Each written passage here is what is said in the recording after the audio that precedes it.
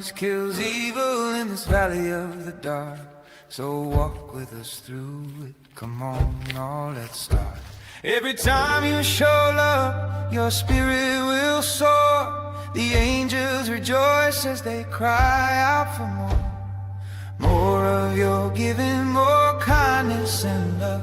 Doing more for others as hearts rise above the hate and the fear the world wants to bring is useless against you. As your spirit it sings, because this army is strong. Even though they act soft, every sword used against them, its aim will be off. Every blow, every strike will always falter. This army bows only to the Father's great altar. Bring in the crusaders, bring in those who give, bring in the peacemakers and those who protect kids. There is no match for this army of good. Send heathens and thieves right back to the hood. Strike out with violence if you feel that you must, but your swing will fall short, bullets crumble to dust. You may win the battle, but you won't win the war, because this army right here brings so much more. To the table we gather with sword and shield. We fight hatred with kindness and the world is healed. We strike cold into the hearts of those who prefer hate, because our hearts are true and our spirits won't break. Bring in the crusaders, bring in those who give, bring in the peacemakers and those who protect kids. Bring in the great ones who are wise and true. Bring in the intelligent who can always see through. Ooh, ooh, ooh.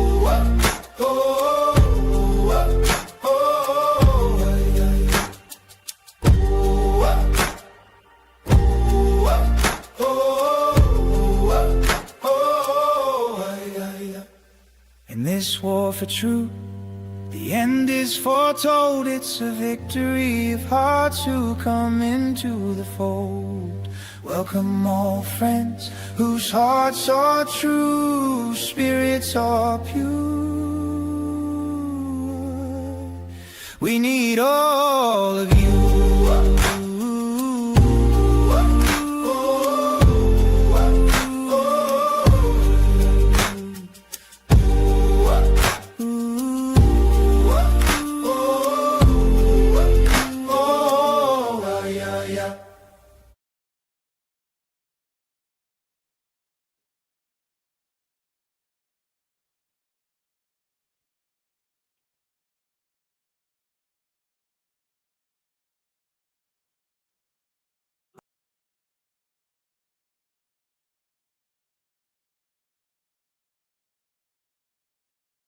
Wow. Okay, I got it. I finally figured it out. It's been that long since we've been live.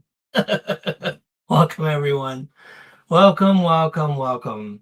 Thank you for watching the video with us. We just played. That was our latest Layla Santanello search with Chris from Echoes in the Mountains. It's so wonderful seeing you guys here. We are going to cover more than the title has tonight. It's been a while since we've been live, so there's been a lot going on, and I'm even in real time, I'm not sure how much I want to talk about, because like 90% of what's been going on is drama.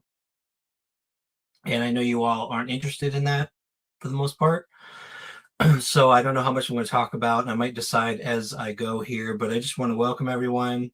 Jan's Fam Bam, Real Rock and Robin. Sorry. Eve Hickam Gorley, thank you. We have a new mod here tonight, Ellie. We just modded her. Thank you, Ellie, for just becoming a mod without me really asking you to. I just kind of gave it to you. I apologize. Hopefully you want it. We mod people we trust, and we've been friends with Ellie for a while now. Got to know her in the interview, before the interview, but in the interview and then after the interview, and we trust Ellie very much. She's a truth teller, as we call them. Hopefully you guys can hear me okay. I'm using my camera microphone tonight because I just got off work not long ago, right before that video started. I don't want to set anything up on my mic, so hopefully let me know if the sound doesn't work well. Welcome, homie D-Man. Good to see you here, man. Tian Twister, you're an old timer.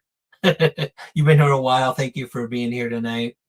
Of course, and Vino Veritas. Again, I want to talk shop with you sometime about dog training and canine searches. I love that you have a background in that. That's very cool. Jan's Fan Bam, I think I mentioned you earlier. I just want to make sure to say hi. We got a lot to cover tonight, you guys. Chris is coming over too. Not here physically, but he's coming to this live in a little bit. Hey, go sip on tea. Good to see you. Thanks for coming in. Let's see who else is here tonight. Scrolling. All right. As new people come in, I'll try to welcome you. I'm not very good at remembering to check chat because I try to focus on what I'm saying, and it's not always easy. But thank you guys for being here tonight. We're not a live channel. Like, we typically do videos, and so our audience for videos does pretty well. Because we have a lot of loyal subscribers who just like to watch our videos.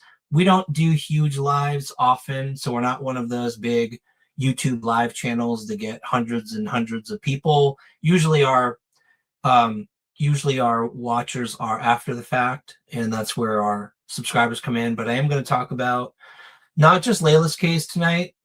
We have absolutely been following along with a lot of the stuff that's been happening in Summer's case.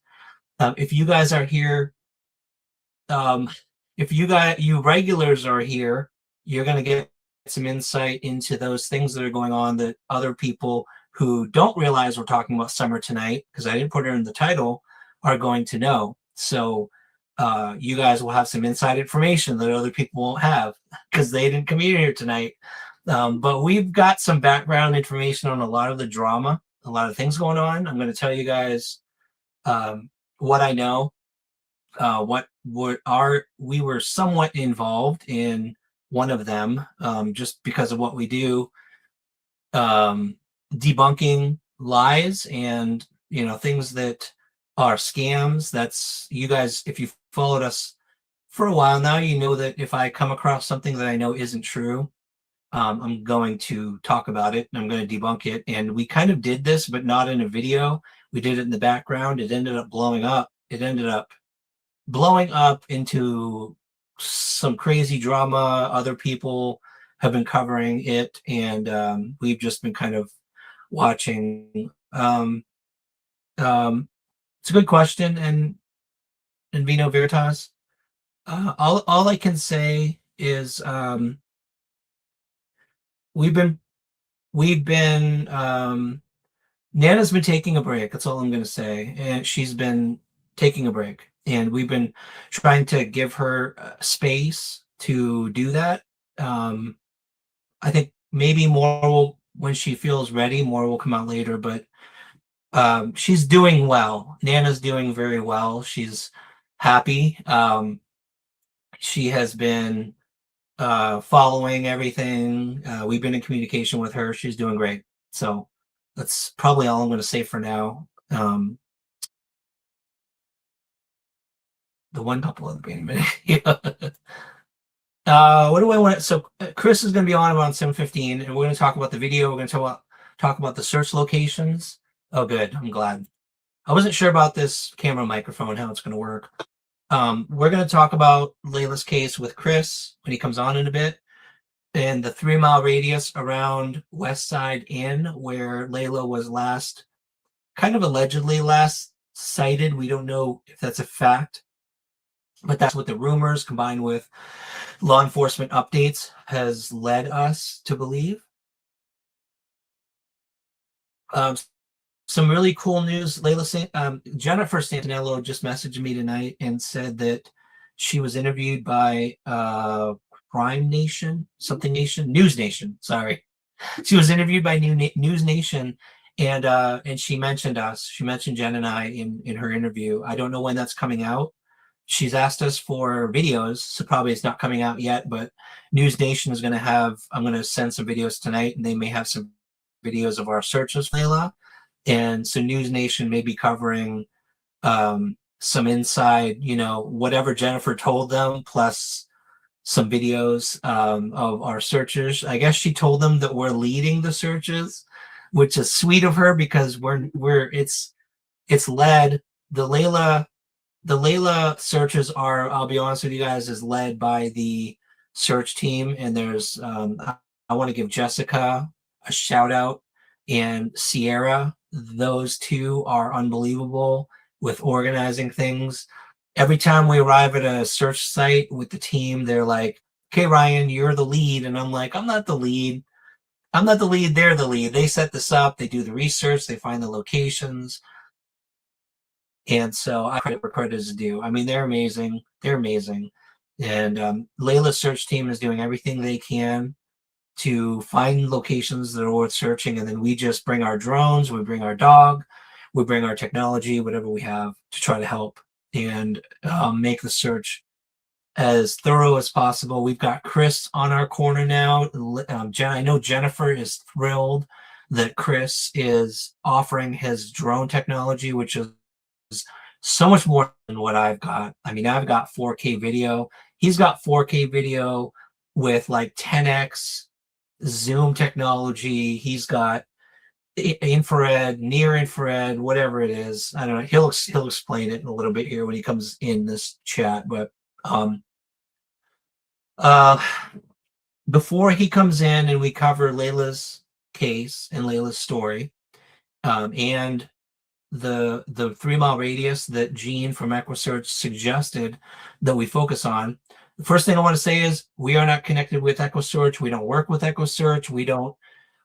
They're not supporting us. Just because I mentioned Gene in the video, Gene is Chris's mentor. Gene provides Chris with tips and advice, and he did an analysis on Layla's case.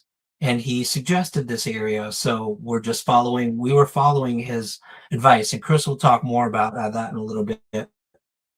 But that's not us. Like, I'm never going to claim EquiSearch is connected with us or connected with them, or that, it's just not the case. Chris is the connect, and Chris is the one that is trying to pull in that expertise that Gene has, which he's amazing. Gene is like one of the founders of using drones for SAR. And so his advice is very helpful when it comes to searching for the missing. Before we get there, though, Layla's case, for those of you who follow Summer's case, there has been some events, some things going on. We haven't talked about it because we try our best to avoid drama. Problem is, in some cases, there's a fine line. There's like a gray line between drama and covering the case because the case is so dramatic. And so there's a couple things that have happened that I'm still deciding in my head if I want to talk about. Other people have talked about it. They jump on it. Anything new that comes up in Summer's case, whether it's drama or not, a lot of other channels immediately jump on it because there's nothing else to talk about right now, right? So I thought the police said she was last seen in Kingsport with other people. Yes. And so combining that with the rumors, again, this is mostly research from Layla's search team.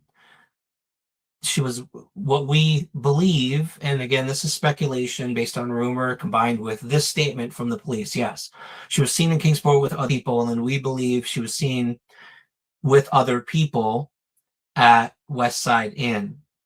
The West Side Inn is not something law enforcement has admitted. This is really what you've just said, Jackie, is what they've admitted publicly. And so that's why we're assuming last known location was West Side Inn. It's now demolished. It's now demolished. I am ADHD too. Don't feel bad. I see squirrels. I'll go off on a tangent. Many of our followers know that I do the same thing on topics. It probably annoys people because I'll go off on a tangent, so don't feel bad. Do not feel bad.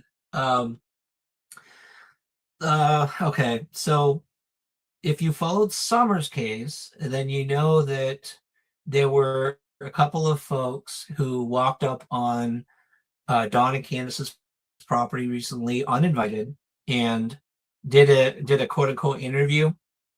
And we didn't cover it up until now. I'm going to talk about it a little bit now, and I'm choosing my words carefully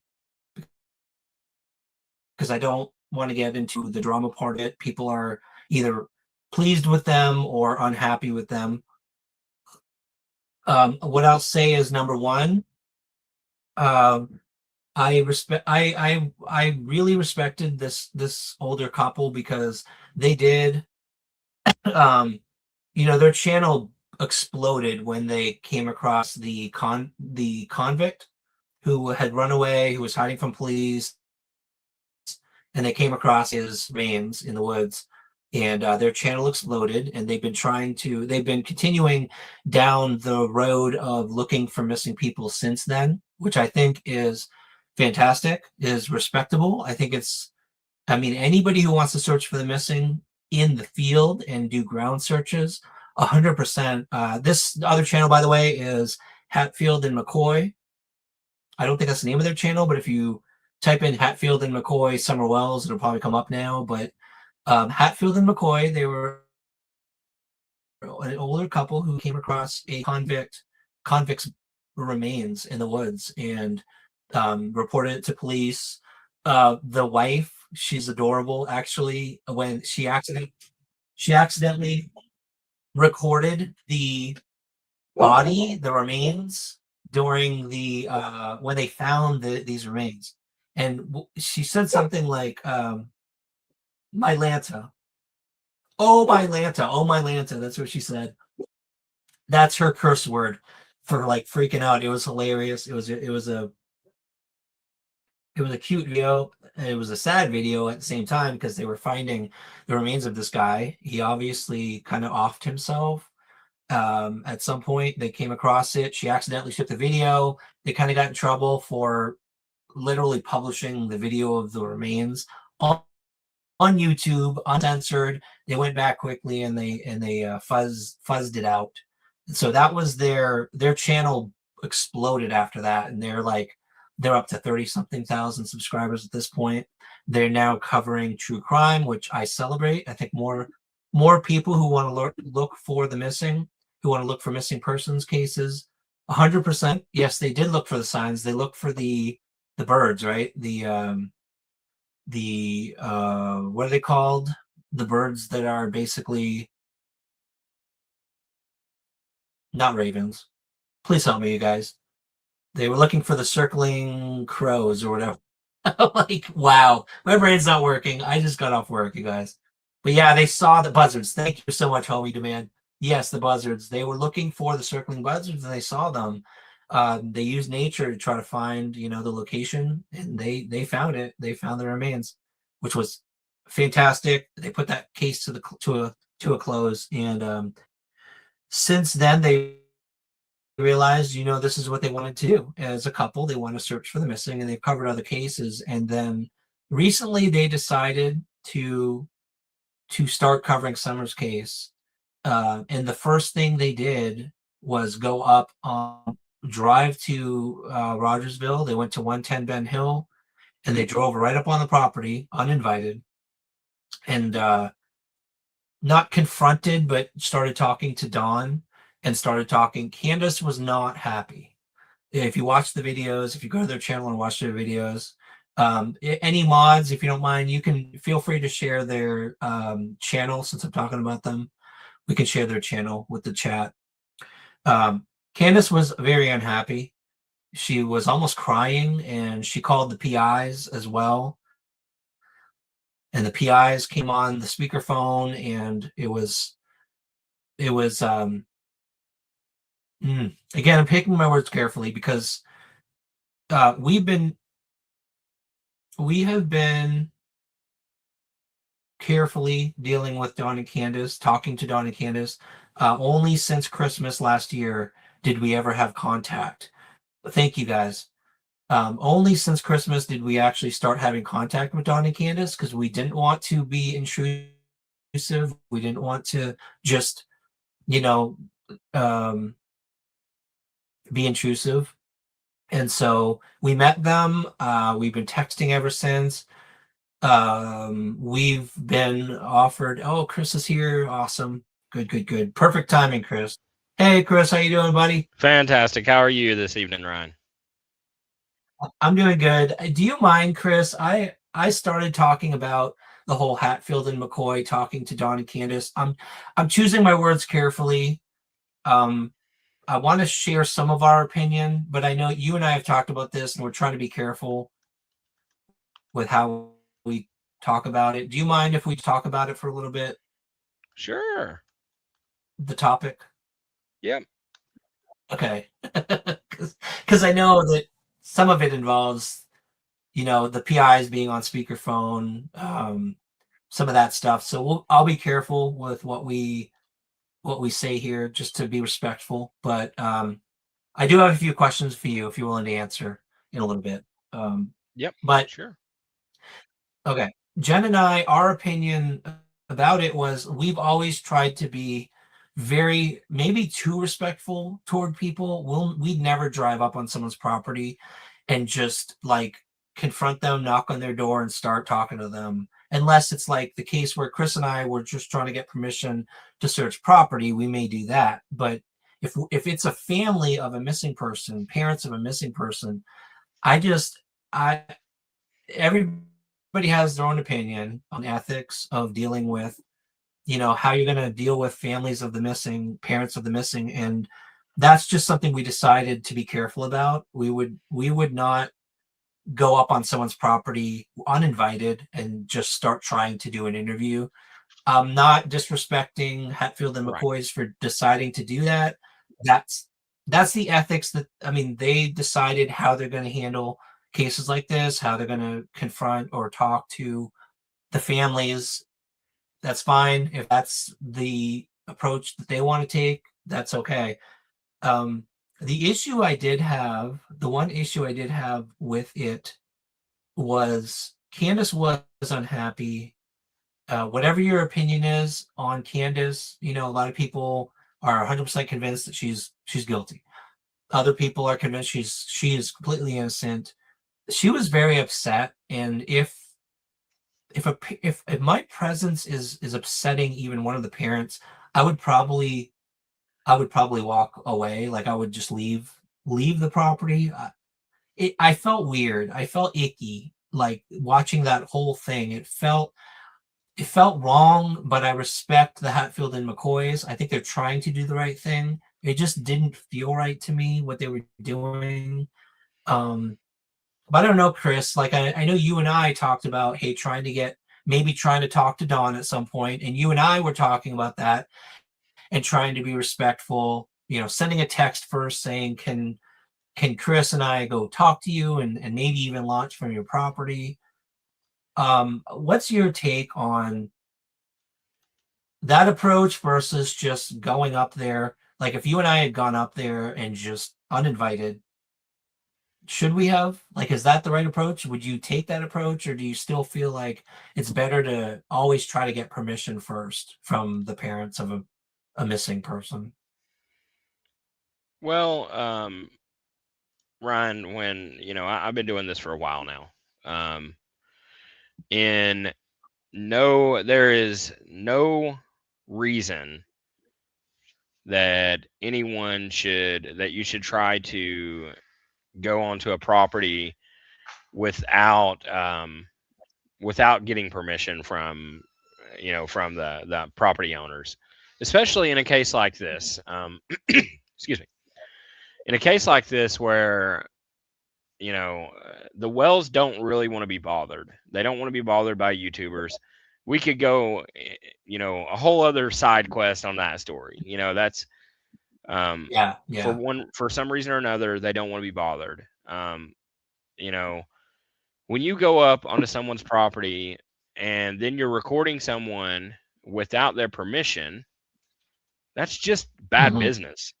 Um, that's just bad business. I mean, it just to It me does. I agree.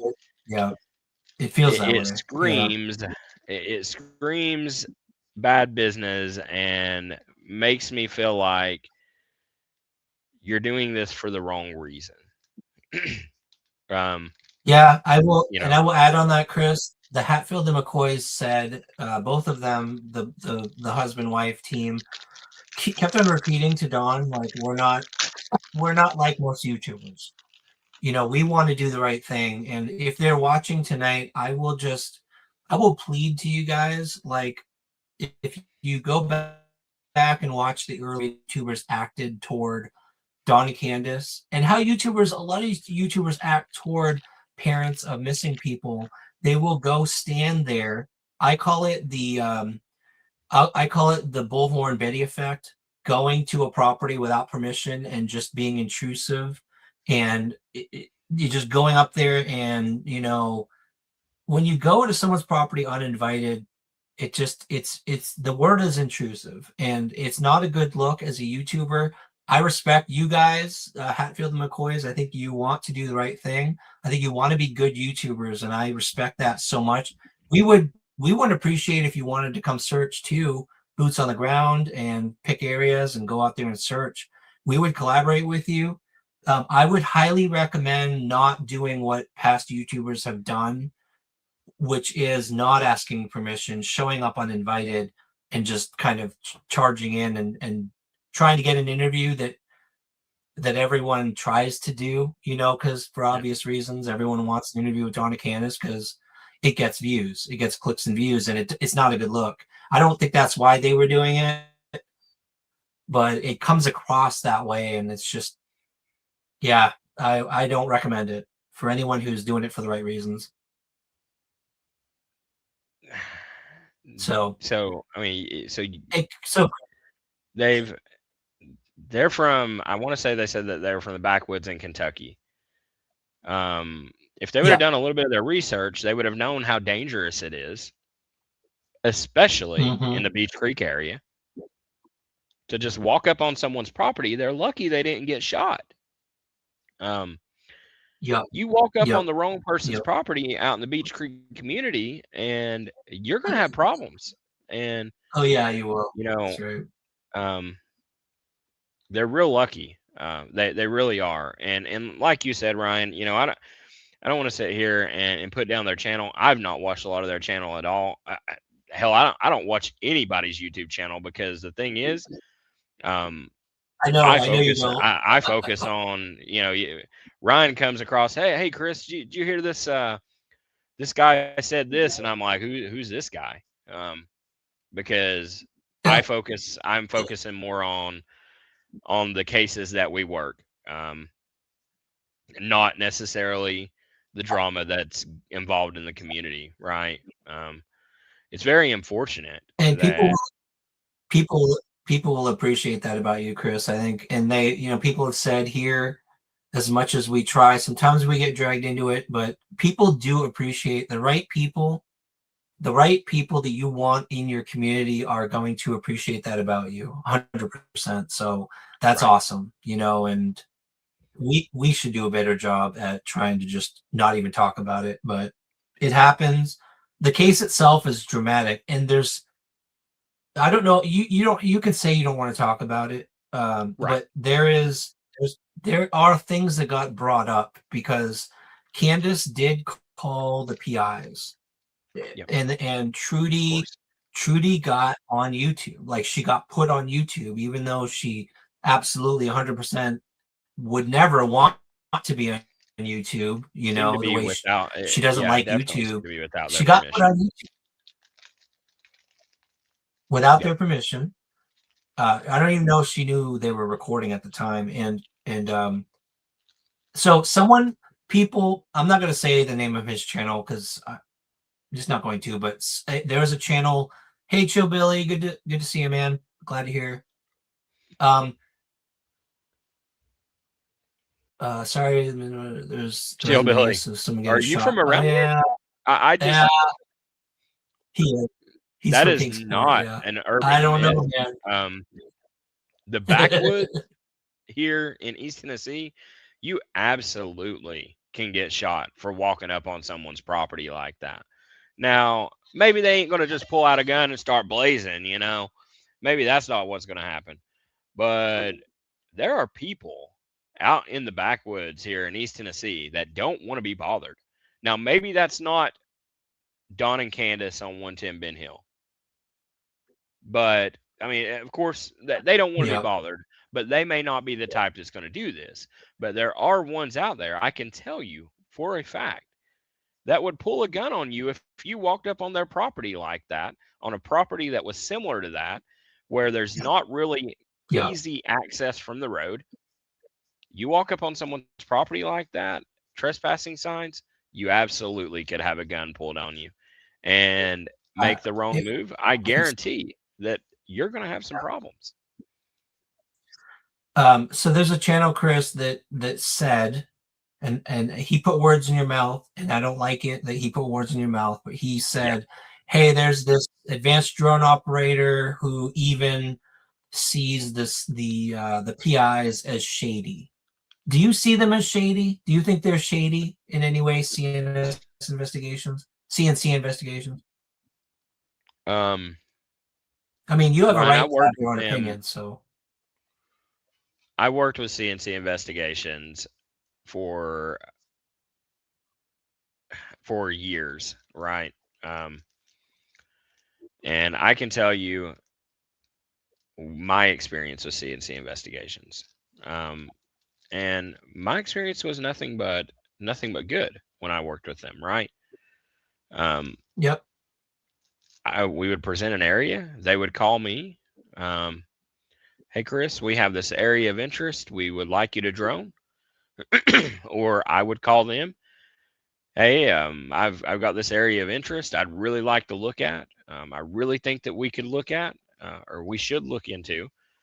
Um, and we would go out. We would fly that property. So I'm trying to read comments as I as I talk about this.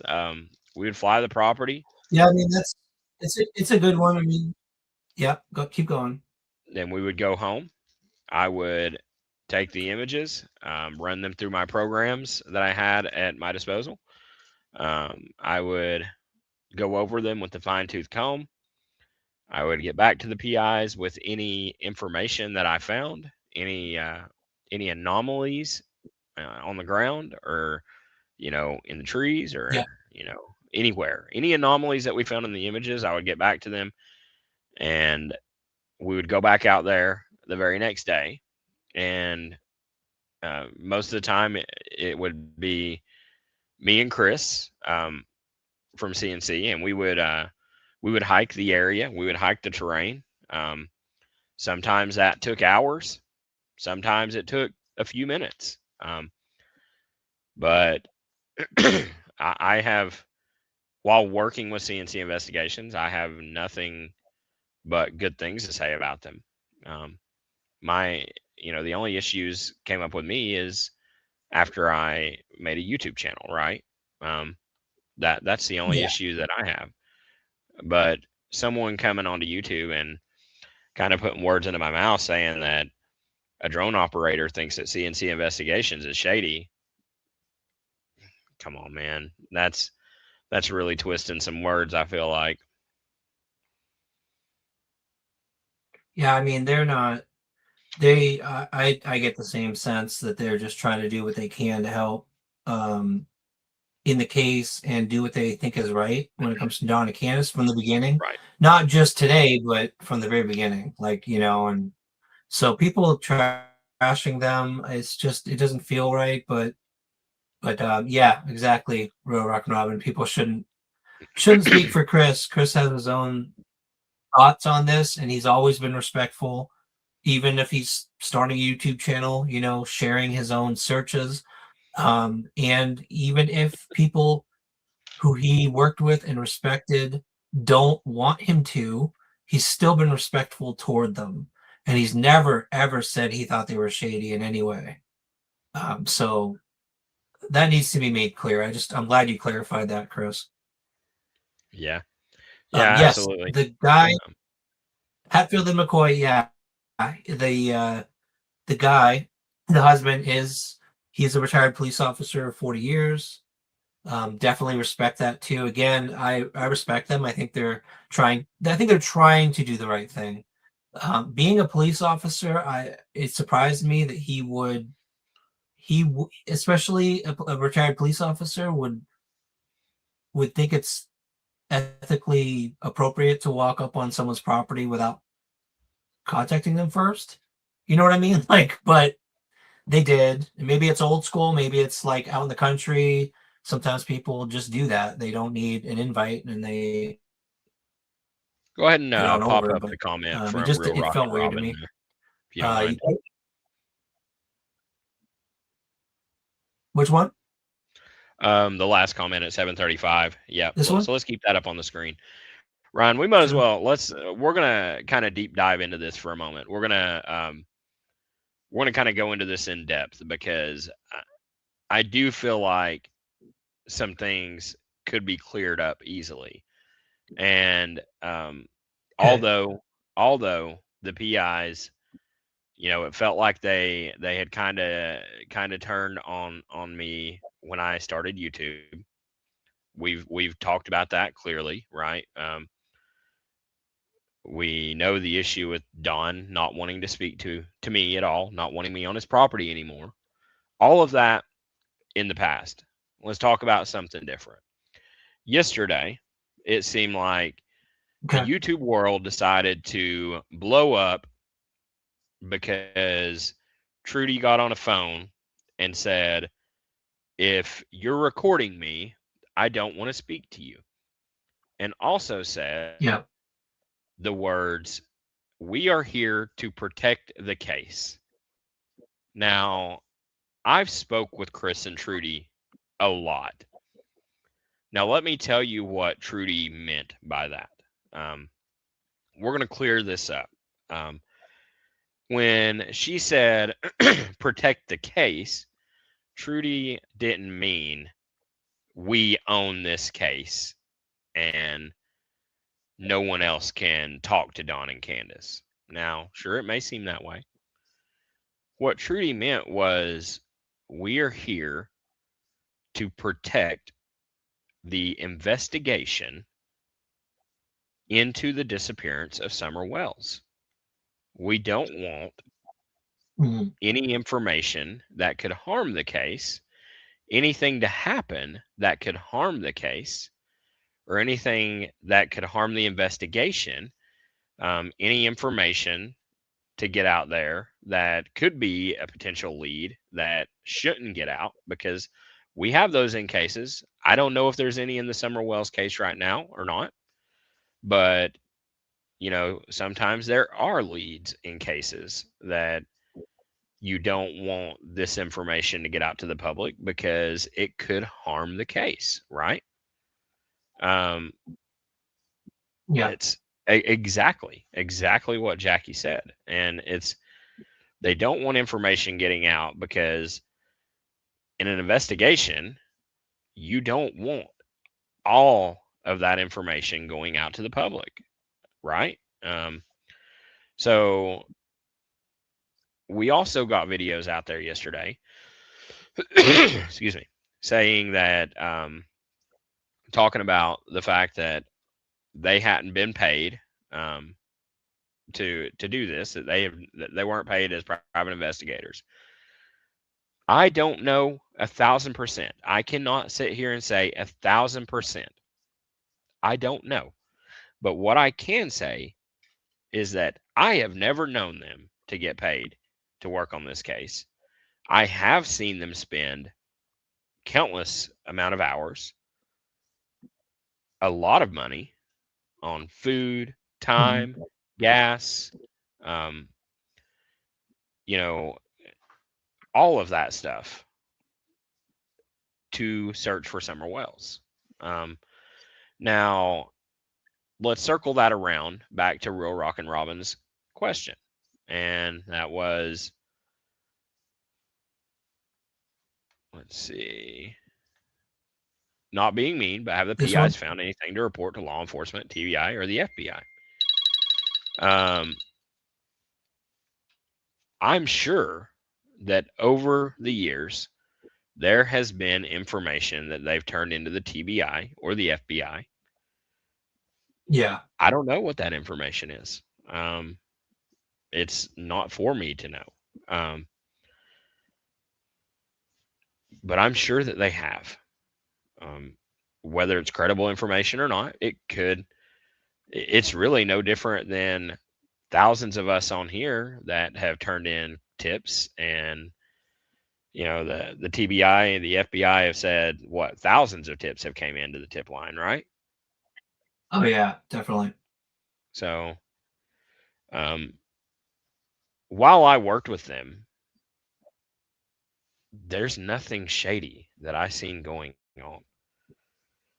And if you want to call, Yep. being out in the heat for 12 hours at a time, walking through harsh terrain, rough terrain, losing equipment, tracking it down with GPS,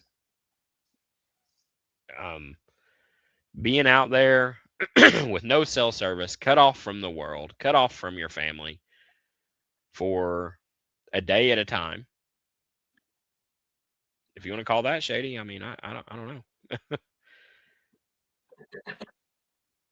Now there's a gray line though, Chris, like where Sure. there was a split, right? So you decided you're like, look, okay, I want to expand. I want to bring more awareness. I want to share my searches. I want to start kind of collaborating with others who are also searching, and you're kind of expanding what you're doing. All the stuff you just described, you literally did in her case Yeah, since the beginning. Um, now you're deciding YouTube is a platform you want to use to expand that. And obviously, they're disagreeing. There's a disagreement there. right. Can you share with everyone real quick just kind of how your approach to using YouTube, is it or is it not sharing information that shouldn't be shared? Like your approach to sharing information, how you choose what to share. Should they have any concerns in any way? Absolutely not. I've never shared any information that's been to the point where it's going to hurt Summer's case. I would never share information that's going to hurt Summer's case. When I go out, I do things Mm. by the book. I don't just trespass on people's land. I don't just go up and try to interview people. I don't record people without their permission and post it on YouTube. Um, the thing is this is where the disagreement comes between me and CNC Investigations. Is CNC doesn't want anything to do with YouTubers, probably because they. Give me just a moment, Ryan. Sure. Sorry about that. Probably because I'm sure they've been burnt in the past by YouTubers, right? Um, Mhm. and Yeah. that's going to put you, kind of put your guard up, make you worried about working with YouTubers. And I think this is where the disagreement came into the picture. Was I had thought for the longest time, I thought there's no way I'm going to go on YouTube. There's no way I'm going to go on YouTube. I won't do it. I just won't do it. This is not for Mhm. me. It's not what I need to do. And then slowly I started thinking, I kind of got in a funk, Ryan. I got in a dark place. I was about once every week, I would get on my laptop, and this has happened every week since I've been searching for Summer. I would get on my laptop and I would pull up my folders and I would go to Summer Wells and I would look over every single image that I had of Summer's case. Um, Oh, no. Wow. this was really getting to me for a while because I had done so much and I had zero results. Um, Mm. I had nothing, not any more information than what I had those many years ago. I had no new evidence, um, nothing at all. So I thought, what can I do? What more can I do? I've done everything I can do. I don't know what more I can do in this case. And like I said, I dug myself into a deeper hole because I felt like I was at a standstill. I didn't know what to do. And Wow. then I started watching you on YouTube. I watched your channel a little bit. Um, I was told not to watch your channel. um, but you know, I made my own, formed my own opinion about you. Really started focusing on what you were doing. I really liked what you were doing, and you know how you were involved with Jennifer Santanello, how you were helping that Mm, family, and the outreach that you were doing on YouTube. Like how far this could reach. And I thought, you know what? We need to get Summer's name out there. Her name needs to be out there no matter what. No matter what I have to do to keep her name out there, I need to do my part. Even if that is going on YouTube, sharing my past, sharing what I've done in the case, allowing people to dive into some of my past searches. Maybe yeah. someone will, you know, you never know. Maybe someone will find something, see something, hear something, and comment in a video and say, "Hey, Chris, have you ever thought about this?" I mean, it's happened a lot already, you know. um, Several times I people will know. comment, and I'm like, Yeah. "Wow, what a comment!" Like that's amazing. Yep. And so, you know, I wanted to make a YouTube channel and get Summer's name out there, continue to not only search for her boots on the ground, but to search for her throughout the digital world by putting her image out to as many people as Yeah. possible, building a community as big as possible, and getting her name out there to as many people as possible. And then I thought, you know what? I don't have to just do this with Summer. We can do this with many missing people. We can do Yeah. this with Layla. You know, there's so many other people out here that are missing that haven't been found that we can get their name out here. Not only can we get their name out Hey, here, but if the channel grows and continues to grow, then guess what? I can get better equipment. I can grow my organization. I can search more. I can mm, use better equipment to search for people. And to me, there mhm. is no downside to this. There there's no point where it's like, Chris, what you're doing is a bad thing. I can't see it. I just don't see that. Yep. Yep. Hey, Chris, you know, it's a community, and if you talk to anyone who has been on YouTube from the beginning of, especially Summer's case, but many other cases, there's an automatic assumption that if you're a YouTuber, especially in this community, I mean, you heard it yourself. If you're a YouTuber, the word YouTuber has negative connotations from the beginning. If you open up any conversation saying I'm a YouTuber, you get a funny look, especially from locals, right? So there's an automatic assumption that you're doing it for the wrong reasons, that you're in it for clicks and views, that you're doing YouTube, you're using YouTube for the same purpose as the majority of people who are using YouTube for missing persons cases. And when you make the decision like you've done, and I appreciate the kind things you've said about us, it feels good knowing that it's reflected in our actual videos and our actual what we do versus versus what people say we do. But what we try to do is what I think now you're trying to do, which is using YouTube for good rather than for evil. Like Yeah. using it to try to get answers in these cases if possible, not for clicks and views, but for answers for families if that's possible. And it's a powerful platform. It's a powerful platform that gives you the option to make a choice. You can choose. And I told you this story too. Our mentor, I talk about her all the time. Jen and I love her to death. When we first started this mentor, she served 2 tours in Iraq, came back to the U.S. and helped basically use her skill sets to look for indigenous women in the Southwest. And she's helped a bunch of channels, search and rescue channels. You know I'm live, right, Jen? Yeah, I do, but Kayla came. Yeah, Kayla's looking for that right there. Sorry, you guys.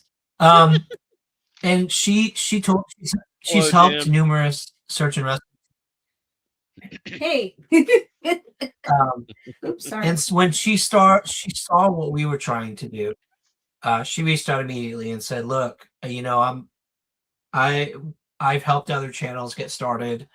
In some cases, financially. She didn't help us financially, but she was helping us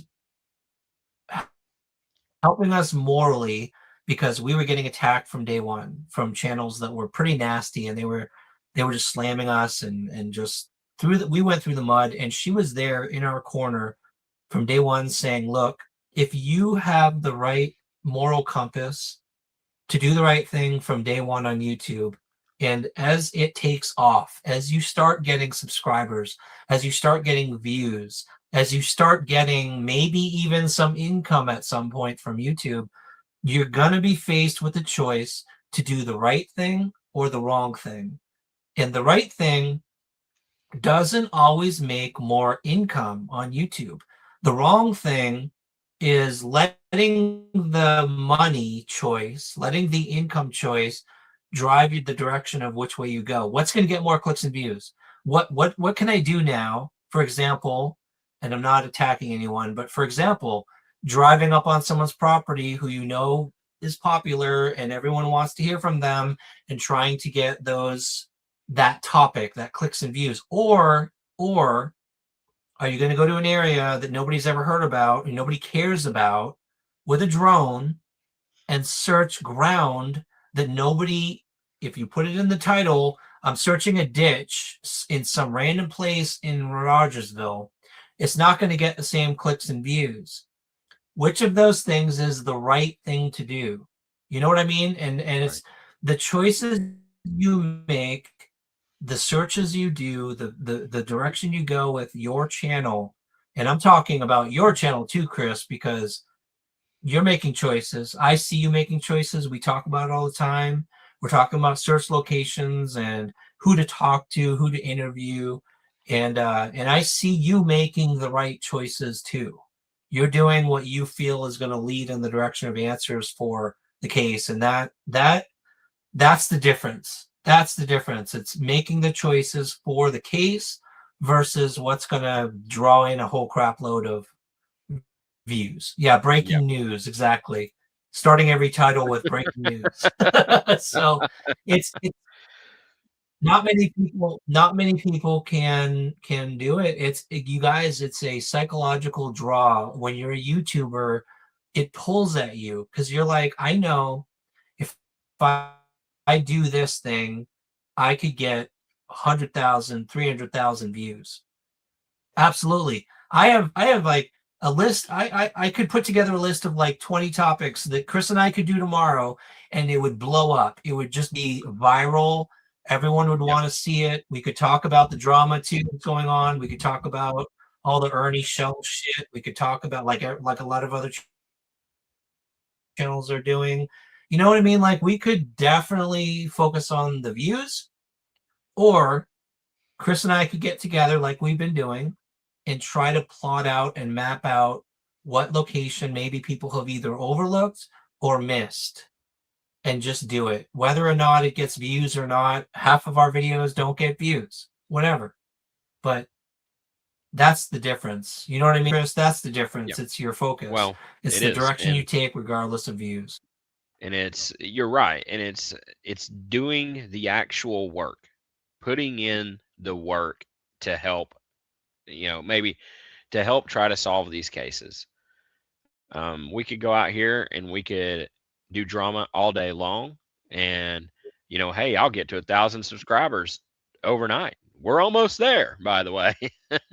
But You instead, are. what That's we're right. doing is we're out on the backside of the mountain, driving through Fall Branch, looking for things out of the ordinary, looking for Yep. things that could be of importance, getting flyers printed off, getting flyers hung on the opposite side of the mountain.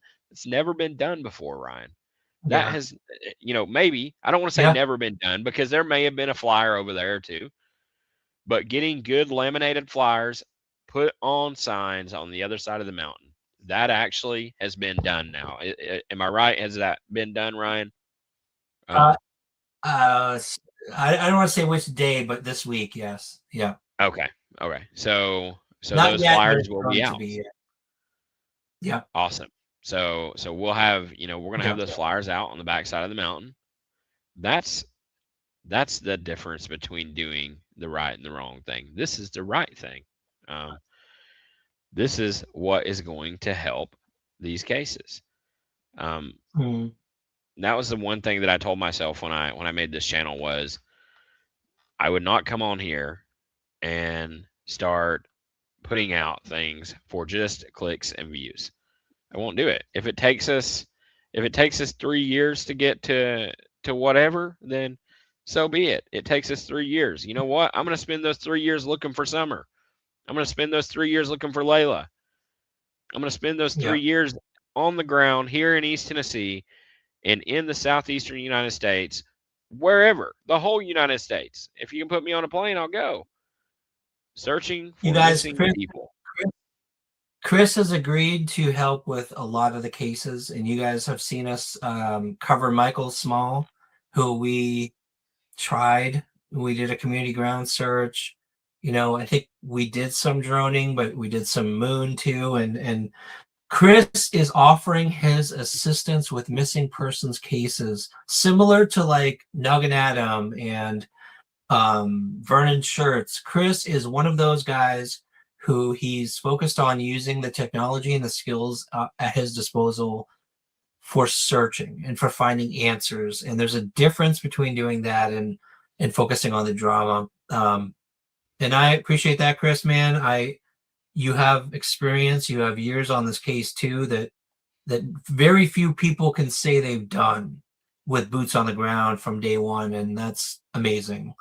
It's just amazing what you've done so far and what your story that you just told. I don't get emotional on camera. I try not to, but I almost did for a second there because I didn't realize that you were in that kind of state where you were like, what the hell do I do next? What else can I do? And it was Yeah.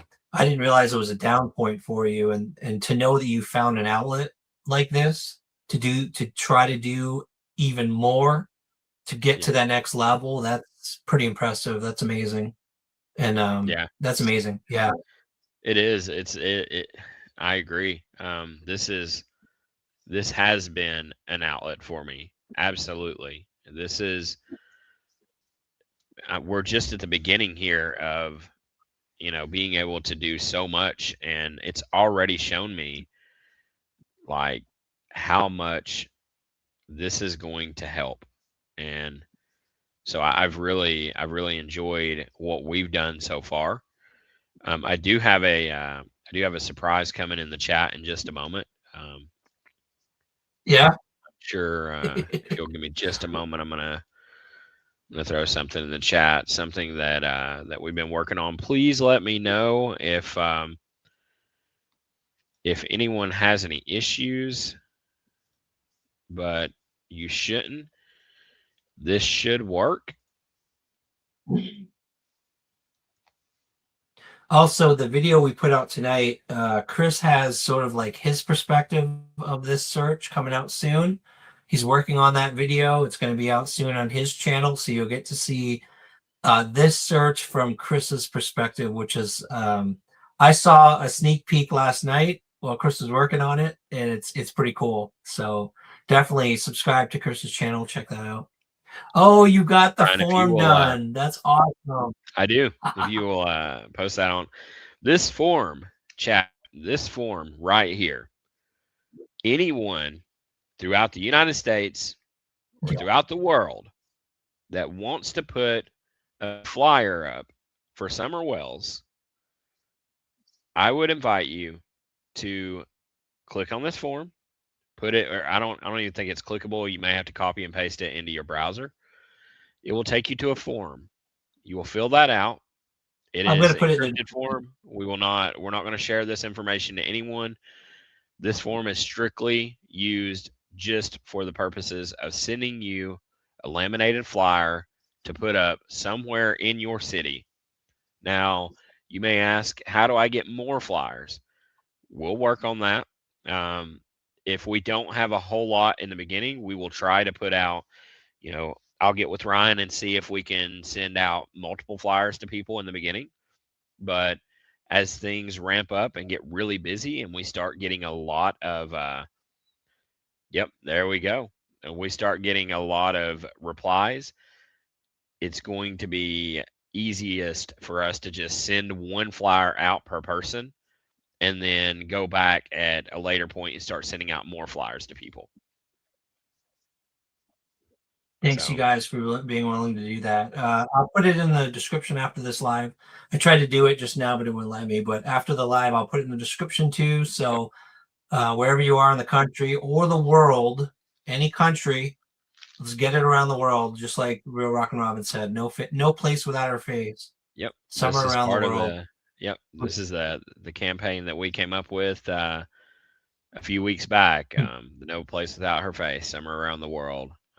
This is our goal to, exactly as it said, to have no place in the world that you don't see Summer Wells' face. Yep. That's the goal. It'll be here, Twister. It'll be in the description. It's link is right here if you want to just type it in right here. But we'll get it in the description too, so you guys have it. Any place, we will do our best to cover the cost of printing those flyers, getting it to you if you sign up.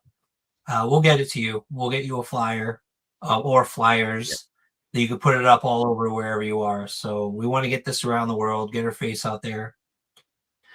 We're going to talk a little bit, Chris, if you don't mind, a little bit of time on Layla's case. All right. In just a minute, I do want to share something with people. Well, more people came in. Again, you guys are going to get inside information on some of the drama, which we try to stay out of, but I didn't stay out of it recently. I got involved because I usually do when it involves scams and scam artists. I can't avoid it. I end up, when I know someone's lying or something is not looking right, scamming, especially frauds, I can't help it, you guys. It's just something I do. I used to be a scam buster. It's what I did when I was a blogger. And when I see someone doing something that is lying to the public, I get involved. And I got involved recently. It wasn't that obvious to people, but you all will know because you guys came here for Layla, but I'm going to give you a little bit of inside information on Summer's case and Ernie's show, if you guys are ready for it. So it may have been kind of obvious to people who know me, but when Brooks did her live, whenever it was, with Ernie and a Jonathan from Equisearch, quote unquote, showed up in the chat, my eyebrows raised,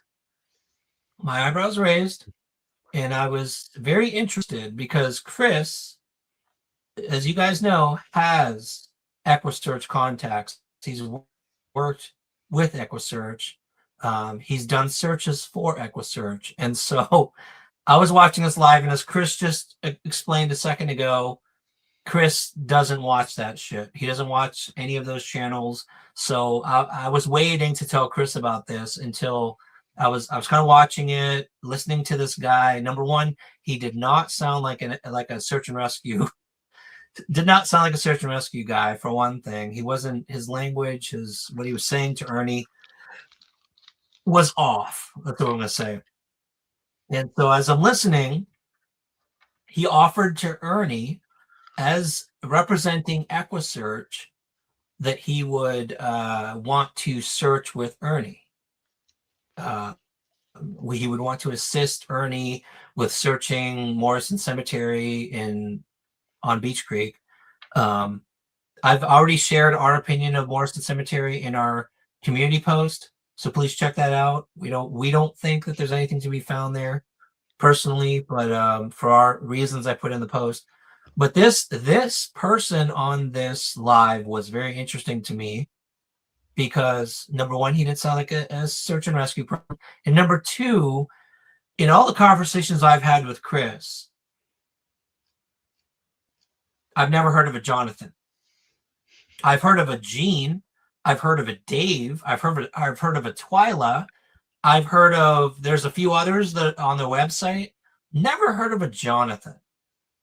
And so, out of curiosity, backing up a little bit, as I said, Chris does communicate with folks in EquiSearch still. He's friends with Twyla. He's friends with Gene. If I wanted to tonight, I could say, hey, Chris, could we have a conversation with Twyla? And he'd be like, absolutely, let's get on a conference call and have a conversation. And she would answer the phone and we'd have a conversation, which we did just a few weeks earlier. Okay, so I knew Twyla, and I knew that Chris had contacts that we could confirm something. All right, so I saw that live. I'm like, this guy doesn't sound like he's actually EquiSearch. Twyla was nice enough when we talked, when Chris and I had a conversation with her a couple weeks ago. She said, hey Ryan, go ahead and friend me on Facebook, because I told her I was a fanboy. I am. I love EquiSearch. I think Dave Rader's great. Twyla's been on Duty Ron's channel interviews. I just love the level of effort they put into Summer's search.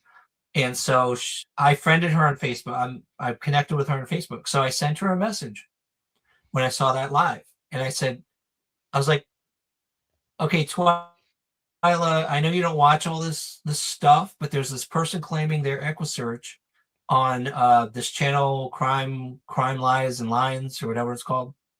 And is there any Jonathan at EquiSearch? Like, does this sound right to you? And all she said to me was, all right, send me the link. Don't worry, I'm gonna nip this in the bud real quick. That's what she said, which sounds like Twyla, doesn't it, Chris? Yeah. She's like, I'm just gonna take it. Yeah. She was pissed. She was really pissed because anybody who's going to put EquiSearch's name on YouTube, and they're not affiliated, she was pissed. And so she commented. She posted that comment, and when she posted her comment, I eventually put that community post up, pointing to her comment, so everyone saw her comment. And yes, I was the person that alerted Twyla to the fact that someone was misrepresenting EquiSearch on a YouTube channel. Yeah, and I think that's all I'm going to say about that. The reactions to it, and the fallout, and who was blamed for the Jonathan dude going on there lying about it. I want to say more, because there are some people who chose one side versus the other side. Some people support Ernie versus whatever. I do have very strong feelings about that, because you guys, if you haven't seen it yet, I did a video on Ernie's past one time, the only time I'll ever do it, covering his past scams, his past crap he's done, claims he's made that's not true. There are some people, I'm going to say this, there are some people who claim to be on the side of evidence. One particular channel had to vet that it was the real Twyla that I had posted about, had to call EquiSearch to check that it was the real Twyla, confirmed it was the real Twyla, and then she asked Ernie, do you know who this Jonathan person is? And all he said was, I have no idea. I don't know what's going on. And she didn't vet that. She didn't double check that. She didn't research that. She just believed him. And it kind of pissed me off. That's all I'm going to talk. That's all. The only reason I'm bringing it up right now is because if someone believes in evidence and they're going to confirm and vet things, and I celebrate her for vetting what I said, I think that's awesome. Absolutely do. That's the smart thing to do. But why are you going to take the word of a person who's a known scam artist and not vet it and not check the evidence? I'm not going to say who this person is. I hope she's watching because I want her to know that I see the difference. I see the bias in the choice of when you're going to verify and when you're not going to verify. And that tells me a lot about you. That tells me a lot about you and which side you actually are on. Sorry, Chris. I had to go on that rant. It just bothered me. It's something I just needed to real rock and Robin. So anyway, let's move on to Layla's case and this video tonight that we that launched this location. I was hoping you were able to talk a little bit about like your conversation with Gene, why this location was important, and also the radius, and if there's other, what the radius was, and if there's other locations that we're going to probably be focusing on. And I can call up the Google Earth map as well as you're talking. Do you recall the conversation you had with Gene that led us to the Hunter Wright Stadium? Yeah, I do. And if you'll give me just a moment, I'm gonna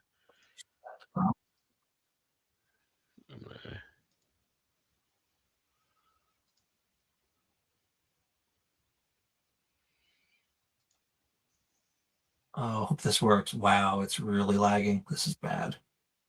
Holy cow. There we go. Google Earth. What's going on? It's lagging bad. I don't know what's going on.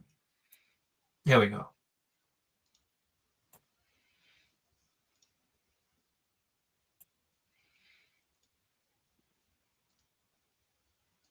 So this was our search location in this video. And I'm going to back out. And I'm going to kind of let you, Chris. Go ahead. Can you, let's see.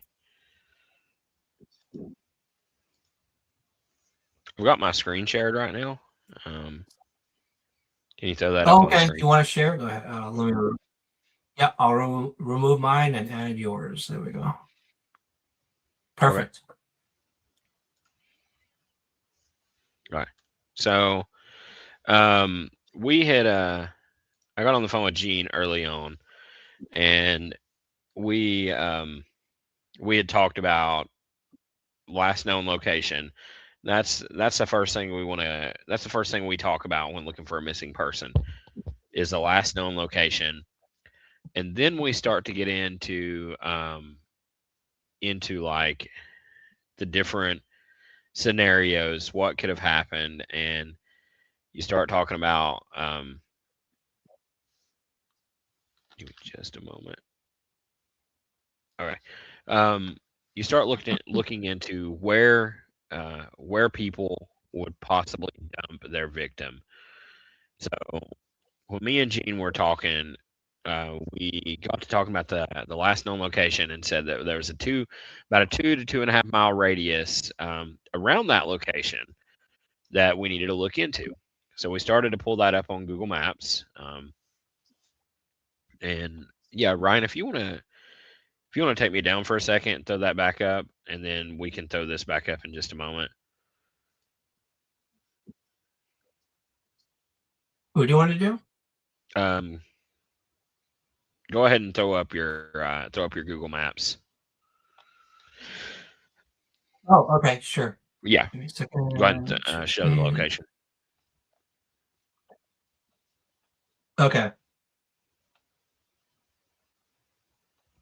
So as me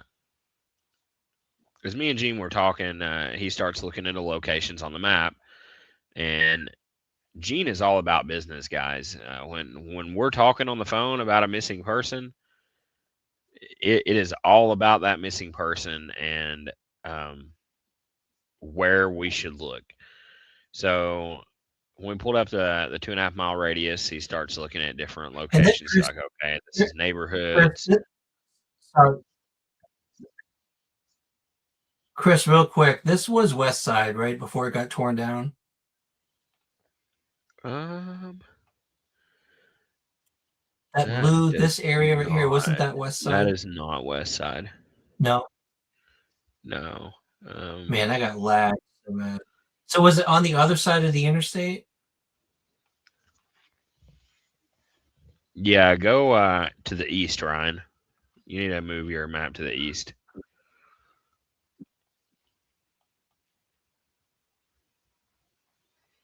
There's Thai Noodle Town, Schramberger Hollow, Wendy's is right there. Do you want me to see if I can pull that up on Google Earth and share it? See if it'll be a little bit better. Yeah, it's lagging. It's lagging really bad, man. Holy cow. Okay. Go ahead and close yours out real quick. Okay. This is crazy.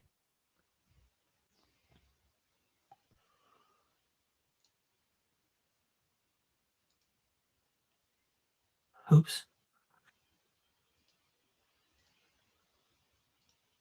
All right. I'm ready. Where did police say was the last location? They didn't say the last location. Specifically, they said it was a different location. It was strongly implied that it wasn't the AmeriCorps. It was a different location with multiple people present. So, Go ahead and throw me up, Ryan. okay.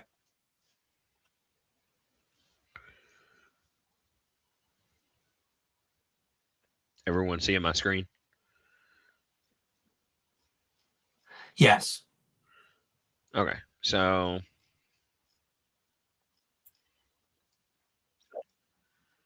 right here is the location of the West Side Inn, and just to kind of bring you all back to the There we time where she went missing, let's draw this back just a little bit.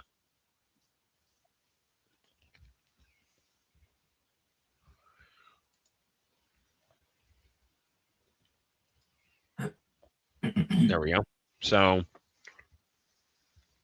taking us back So that's what it looked like. to the point where West Side Inn was here, we had a nightclub called the Hog Wild Saloon that was right here. Always known to have bad things happen in this parking lot area at nighttime. Um, Hog Wild was not really a great place to be. But of course, then you have the West Side Inn. You got the main hotel right here, and then you have the kind of the building that's off to the side right here, and this is the area where most of the bad people kind of stayed. So, like Ryan said, it seems to be strongly hinted that the other location where they went to had to have been the West Side Inn. I have since spoke to multiple people who have also kind of not confirmed, but have suggested that it was the West Side Inn that she was last at. And according to the detective, this is where Layla passed away. Um, he said that when the group of people took Layla to the other location in Kingsport, he said inside the city limits of Kingsport, we think it's the West Side Inn. That is where Layla passed away that night. So we look at last known location. We're gonna go back to that. You're gonna hear me say that word a lot, guys. Last known location. What we're gonna do? Let's go ahead and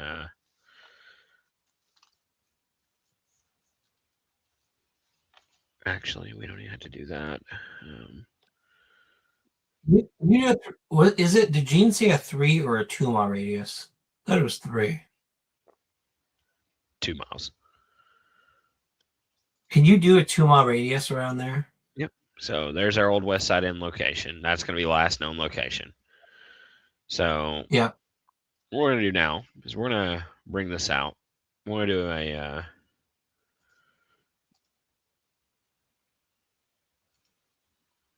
circle with the miles.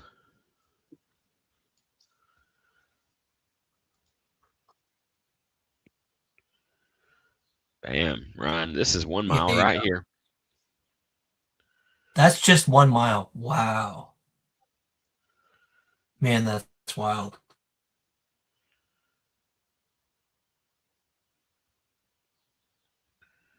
That even There we go. covers Bays Mountain, man. That's wild.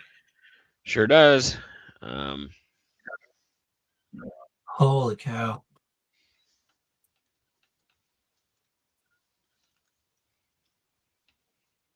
We don't know, Jackie.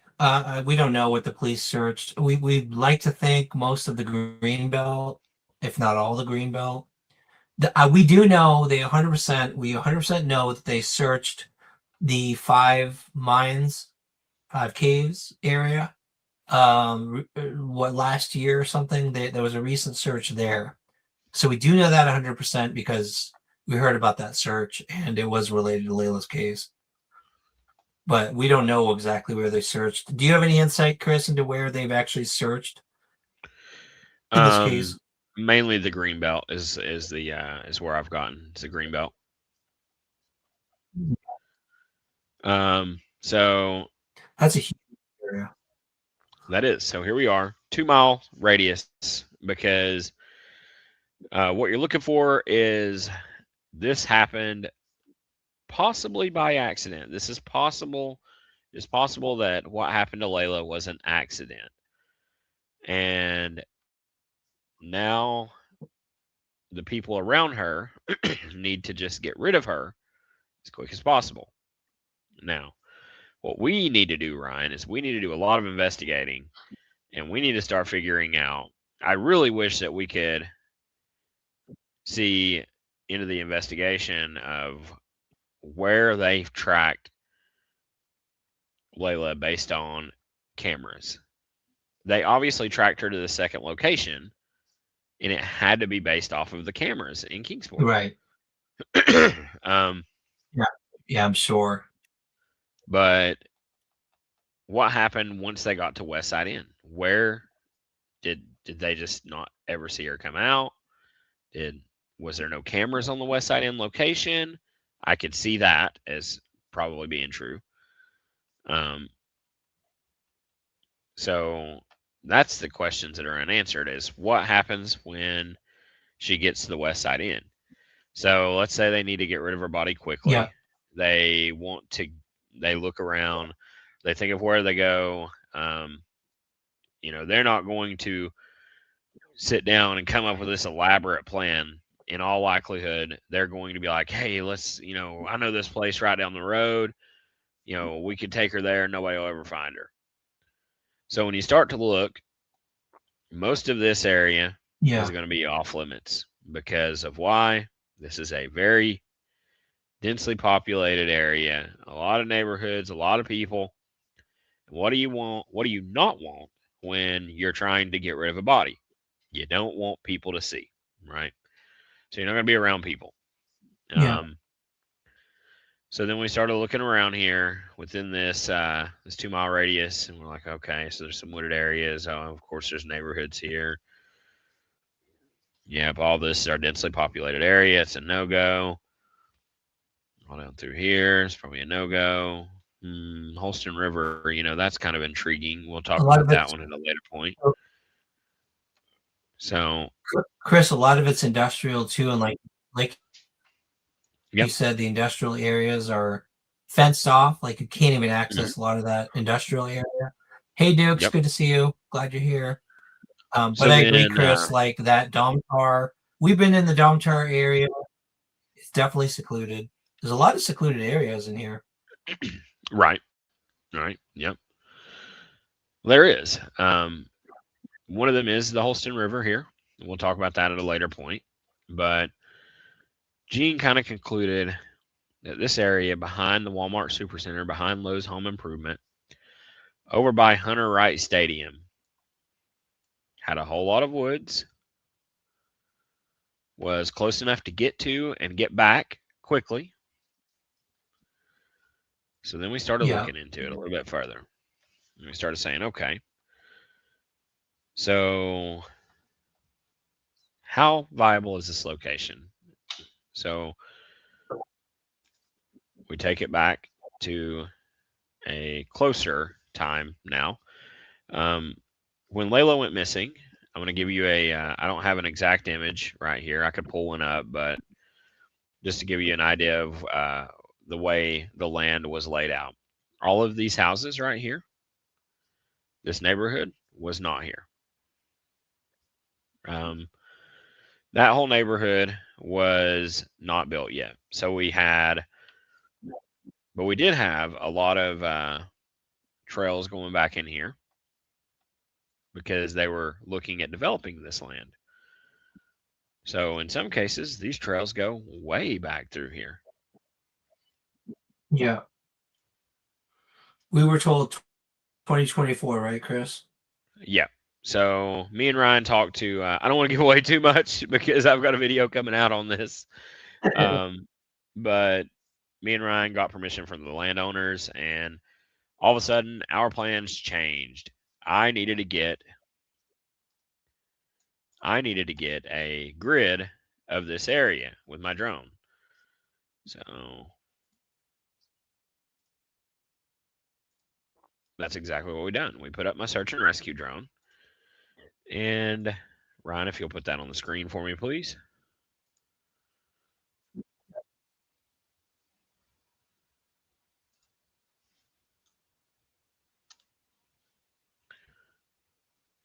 So this is what we done. We decided to make a grid. As you can see, I've got a lot of land here that I'm covering in this. And this is actually going to be covered. Look at the estimated time. 23 minutes, 24 minutes roughly.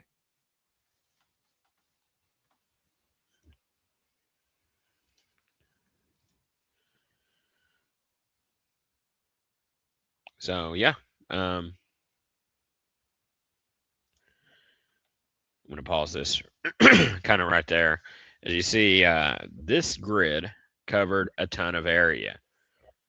So if we go back, I'm going to take us back to Google Earth for a moment. Just get me back up on the screen in just a second. Yep. Yeah, the river is concerning, Jackie. We'll talk about it in a second, actually, because I've been thinking a lot about that, Chris.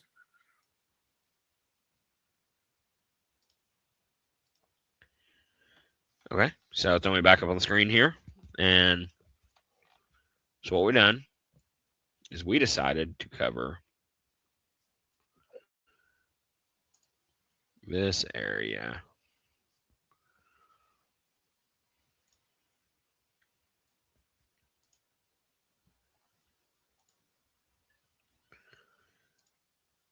If you remember, we go back to the screen that we were at. This is about the grid that we put.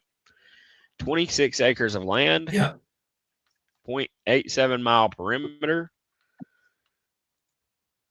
That's pretty awesome. We covered that amount of area. We covered it in about 24 minutes. So super quick.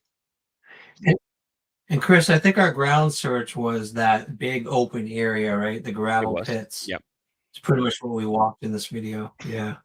Yep. So once we got the drone in the air, and the drone started to image this area, it became really obvious to us that this was an area that we needed to get to, that we wanted to get to. So we did go out. We searched that, boots on the ground. We got out there.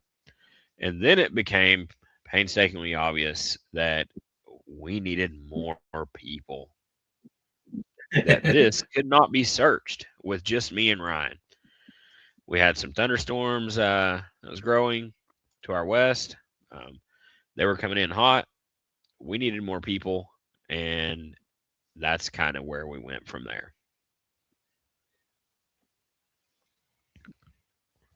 Yeah. So, and can you zoom out on this? You're on Google Earth, right? If you zoom out, Chris, that 2 mile radius covers a lot of other areas too that we probably should talk about. Oh, good, you still have to look. Yep. So When we come down, our 2 mile The radius river. cuts into an area of great concern: the North Fork and the South Yep. Fork of the Holston River. Um, let's see here. So I want to go back out so you can see this. This is where the forks, the North Fork and the South Fork connect. But we do have a radius right here, and it covers this river. And you know what? To be honest, I do think that it was 2.5 miles that Gene said. 2.5. Yeah, so a little more. Because the reason I think that is because we had this was covered in that 2.5 mile radius. So if And we go Chris, out the here two and and we a half look at mile it, radius. I mean, yeah, Gene doesn't Gene doesn't just pull that out of thin air. I mean, he's got statistics and oh research yeah, that show that cases like this are within a 2.5 mile radius, right? That's why he chose that. yeah. When you start to look at missing person behavior, I mean, there's books out there written about it, but there's also, Gene has been doing this for years. He's been search and rescue for so long. Um, this guy was throwing drone planes in the air by hand when I was in diapers, you know? um, Yeah, so Gene knows his stuff, and he has seen every, everything that you could possibly think of. Every case that Gene works, Gene has, he takes information from that case and he writes reports from it and he puts it into his studies. yeah, And so you got to imagine that over the years, you come up with a lot of information. So when Gene sits down to look at missing person behavior, he takes in all of his experience. And the thing is a major waterway like this running through the area is quick disposal, right? Um, yeah, now, definitely. it's also risky. If you go and you throw someone in the water and they're floating down the river and someone sees them, then it could be a wrap. However, I can tell you based on another case that I worked. Now, I want to be cautionary here that this other case was during a heavy rain event, and there was a kind of some not major flooding going on, but the river was way up, and we had located a victim that had been in the river all the way from let's go up here and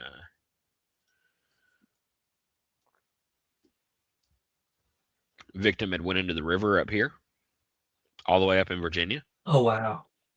and Yeah. had somewhere ended up deceased between here, I'm sure, very quickly, because this river was raging. It was going fast. Came down through here. We had multiple call ins, multiple reports of people out in their yards watching the river. Hey, I just seen a dead body float by. They called this in. We came and we set up. Let's see. We set up right here. This is where we were going to intercept this Yeah. victim. Yeah. Because the water was going fast, we Yeah. had to get way ahead of this and be ready. But I can tell you, um, we located victim right here, You and did. That's amazing, Chris. yeah, we located the victim right here. But unfortunately, victim disappeared underwater somewhere in this area and was never seen again. Oh my Um, gosh. even today, that victim's never been found. So that is the Oh, thing that's about the crazy. Holston River is, man, this area is an odd area. Like I said, we have watched a victim go underwater to never be found again in this area. So there's a lot of You know what? You know yeah, what, Chris, too?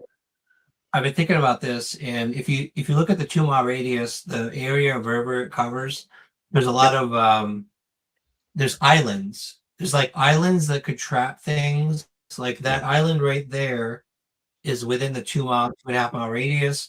That right there that you're near is Phipps Island. We've walked it, but we haven't searched it really well, in my opinion. So there's opportunities, I think, if you took your drone, especially your drone, to really scour those islands and look for any debris or any washed up remains of any kind. I mean, that might be worthwhile. It's within the 2.5 mile radius as well. Hmm. So I don't know. What do you think? Is that worth doing too? Yeah, absolutely. So let me give you some history lessons here, Ryan. Do you know what this is right here? I know what it looks like because I walked it, and it's the path that goes to Phipps Island. Low water, you can actually walk across, but most of the time you can't. So there used to be a bridge over here. So, we've got the two bridges right here, right? This was an old Yeah, one that brother, we used to brother would. use. This was the new one. But before either of these Yeah. bridges were here, there was a bridge right here. And it crossed here. I, Now, oh my gosh, are you serious? Wow. I'm serious. So when you go out there Wow. and you start looking, you will see pieces of that old bridge in the water. Oh, that's All wild. through, yep, all down through here. Pieces of that old bridge in the water. Now, that bridge is very old, so there's a lot of, a lot of stuff. It's a lot of it's gone. Um, but there's holes underneath this, Ryan. That there's a lot of people fish here. A lot of people. You ever heard of noodling? You know what Yes. noodling is? Catfish noodling. Yeah. Yes. So there's a lot of holes under this that big catfish probably live in, um, but also can become entrapments, areas Yeah. where if someone is underwater and they're being pulled by the current and they just happen to get trapped under one of these, they could be there for a very long time. Yeah. Definitely. Yeah. What's wild is that 2.5 mile radius covers this river, covers obviously the Hunter Wright Stadium area. Yep. It covers a little bit of Bays Mountain, at least the base underneath Bays Mountain where it comes down the hill. There's so many areas that, I mean, then again, I mean, I would lean in the direction of what Gene is recommending because Yeah.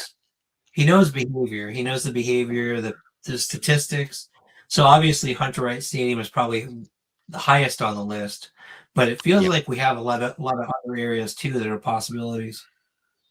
Yeah. Yeah. I would think so. Um, I would think that the river is a good area to look into. Yeah. um, That's, especially the fork of the river here, where the north and the south fork meet. yeah. Unfortunately, when you get just a slight bit farther down here, Yeah, I know where you're you run going. into you run into an area that Ammunition is plant. off limits, and it's the Holston Army Ammunition Plant. And when you Yeah. get there, there is no going in there. I was granted permission one time to go in there and search for actually the same case that I talked about a minute ago, where we had watched the victim disappear underwater, and they, under very, very tight controls, allowed us in there, allowed us to search the riverbanks with our drones, Oh with wow. boats, and I can tell you that I have zero footage of that, none, because those guys were not letting us out with it. I promise you. But that's the problem there is once you get on down the river That's why. here is you can't go any further. There's nothing you can do. And it's not like we Yeah. can just go and be like, Yeah. "Hey, knock knock, let us in. Can we come there and search your restricted area that's probably hiding stuff that even the president probably don't know is there?"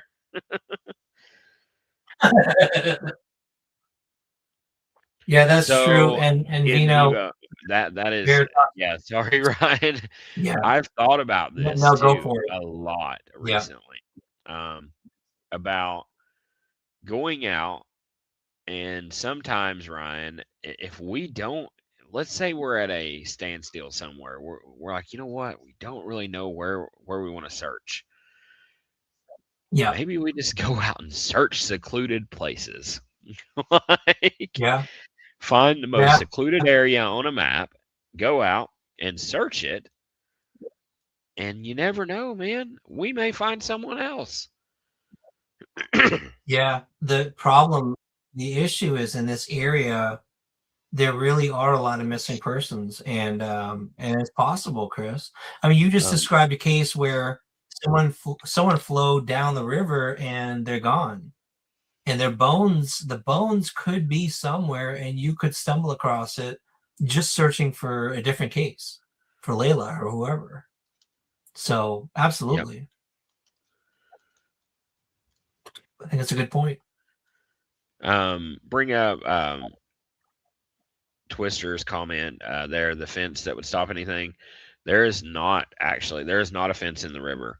There is a fence that's alongside the banks, but there's not a fence in the river that would actually stop anything. Um, if that was the case, we would have not been in there. We would have just been at the fence looking for our victim. It unfortunately, when they go down the river there, they go all the way to Yeah, the dam. That they'll be all the way to the dam in Rogersville. And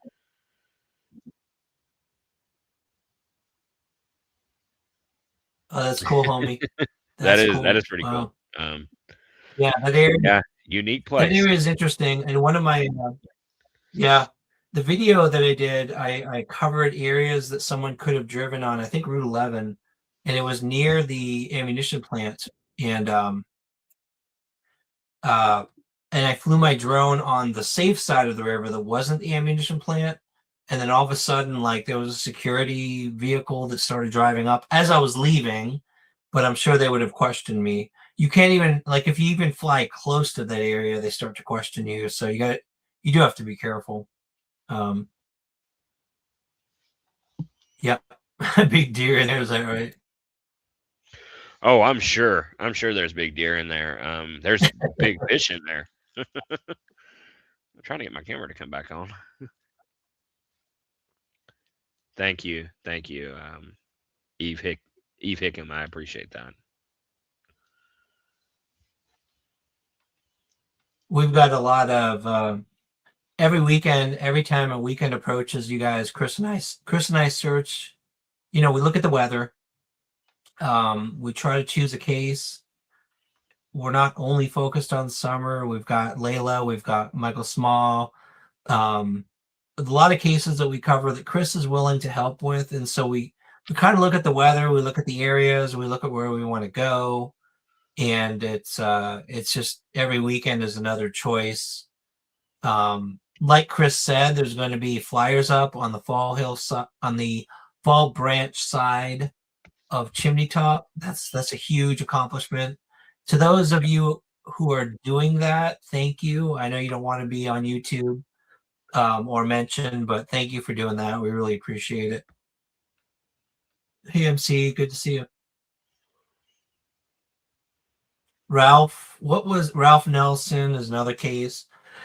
Holland Snap is a tough case. Thank you, Rock and Robin. She's great about keeping the cases available for us. So Chris, you and I are talking about next weekend. I guess we don't want to share too much, but we have areas. We have areas in Summer's case that I know you're interested in a number of locations we're probably going to get to at some point pretty soon. And I think we'll see. We'll see what this next weekend brings. There's one more thing I wanted to talk about. Oh, I do want to mention real quick before we close out for the night. This is important, you guys, because I put a video out talking about, I'm switching to I've switched to remote work. I now work from home, which is very nice. Very freeing. We can be located wherever we want to. Of course, people took the opportunity to take that video that I put out saying that we're downsizing our house. We're selling our house at some point, and I'm working remotely to claim that we're giving up on searching, that we're running away, that we're not going to be in the area, that we're not looking for summer. Just all of these evil people who just want to come up with all this BS to try to belittle what we're trying to do, the good we're trying to do.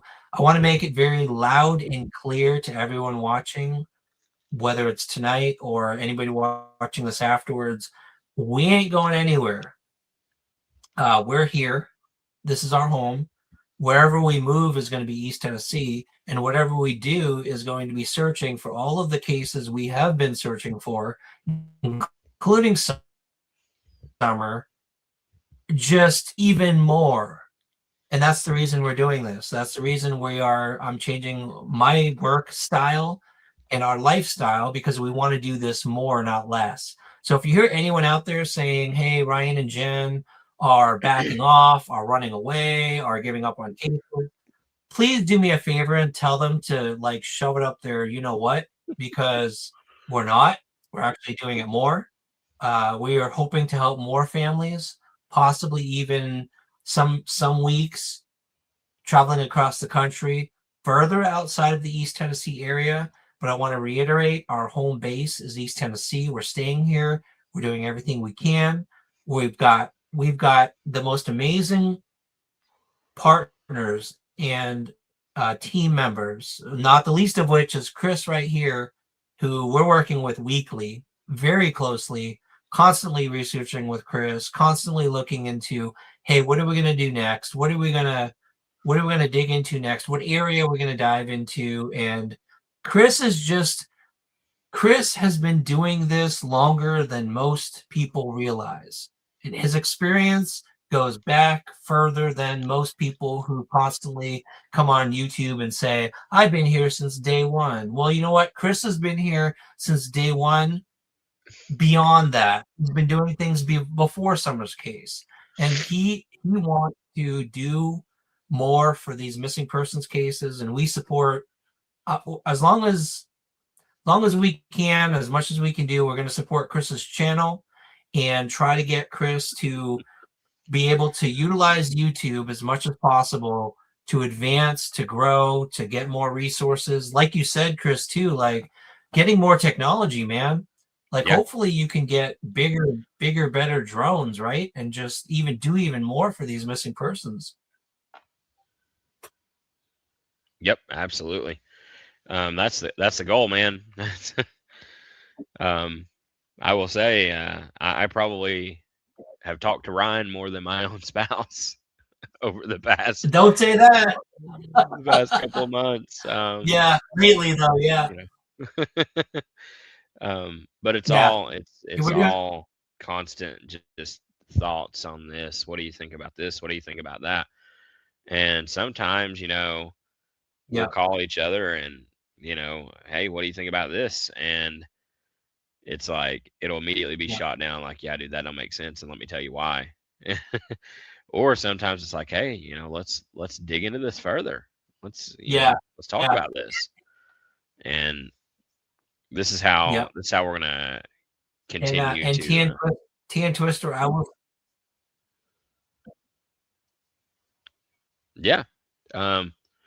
I would love to talk about drones. Obviously it's my specialty, right? If you're going to get a drone, I think I saw in the chat earlier where you had talked about maybe trying to get a drone. Definitely talk to me. there's one brand of drones. I'm not really sure with today's political climate if I am really able to talk about the brand or not, but it is the best brand by far out there. DJI. Um, so Yeah. yeah, um, that's the brand to go And with, man. also anyone out there who's interested in drones, drone technology, drone searching, how to use drones for search and rescue. There's not a lot of videos yet, but please subscribe to Chris's channel because he's got a lot of really cool content planned. And I know Chris is going to geek out on his channel about drone technology. He's going to be walking you guys through how to use drones, how to use drone software, how to search with drones. That's the channel. Chris wants to grow this community of drone searchers, especially, and that's the kind of content he's going to have on his channel. I'm getting sneak peeks of what Chris is working on, and I'm excited because it's going to be really cool, especially for those of us who are kind of like technology geeks too, and we like to see how technology can enhance search and rescue. That's the part I'm really excited, Chris, for your videos you're planning, where you're going to talk about like how to use drones in search and rescue, how to use the software that can identify colors of missing people, how to use thermal technology, things like that. It's going to be really cool.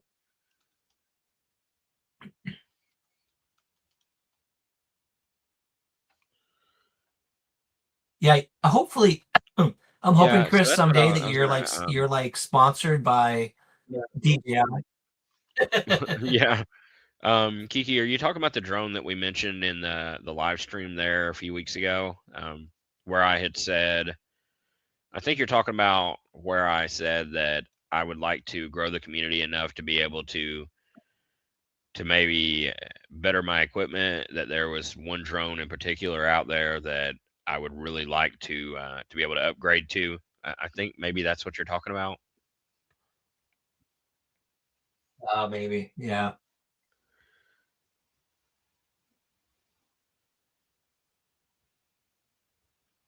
Yeah, yeah. I I think think that's that's what what she's you're talking talking about. about. She Yeah, wants to kind yeah, of help out with, yeah. yeah, I mean, I yeah, appreciate that. That would be fantastic. We man, we'd have a lot of work to do. I'll tell you that. But I do appreciate you being willing to help. yeah. Thank you, Kiki. All right, so you guys, I'm gonna been a couple hours here. I'm gonna close out on just saying that we have, even though we've slowed down in particular, I know you guys haven't seen a lot of videos from our channel just because we've been working on what I told you guys about. We're trying to structure our lives and our free time on being able to do more of this stuff. Chris and I have been planning a lot of searches in a lot of areas. There may be in the future, there may be Chris and I may be partnering with, if we find potential areas like water based. It may involve bringing in like Nug and Adam to help us out with searching, with actually diving on areas. It may be bringing in like Vernon Shirts, our buddy Vern, on using a sonar boat to scan a pond if we find a pond. Like there's so many opportunities for the search and rescue folks, the people that are actually trying to boots on the ground look for Summer, Layla, Holin, all of the other cases to collaborate. Collaborating is when Chris first came to us, his whole concept was he wants to collaborate. He wanted to work with us, and I know that it immediately aligned with our mission statement, our vision of working with other people who want to use this platform for that, for search and rescue, for getting cases out there, for getting these faces and these names of missing people in front of more people. And so I'm just going to encourage you all, please. I'm going to put the link to the form to share Summer's flyer in your part of the world or country.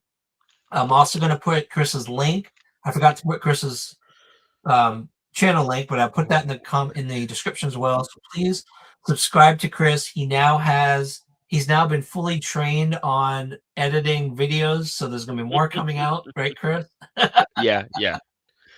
Ryan's definitely helped me on teaching me how to do some editing.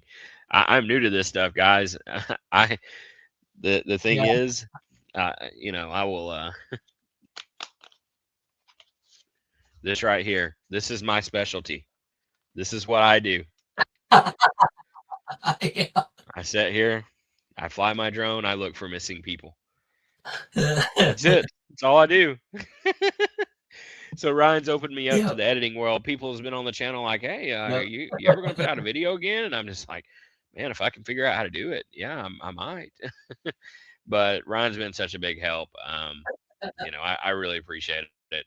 And yeah, we're on a roll now. It won't be too long. We're gonna have another video out, and yeah, we'll be doing some more.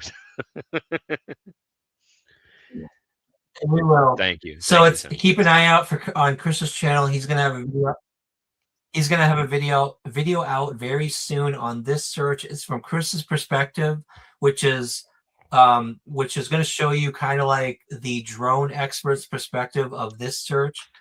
You could see like our perspective is mostly the search dog perspective. Chris is really cool. So subscribe if you're just seeing this on the replay. It's going to be in the description. Check out Chris's channel, subscribe. And we've got a lot coming up. We've got a lot of plans. Yeah, well, we love geeking out for sure.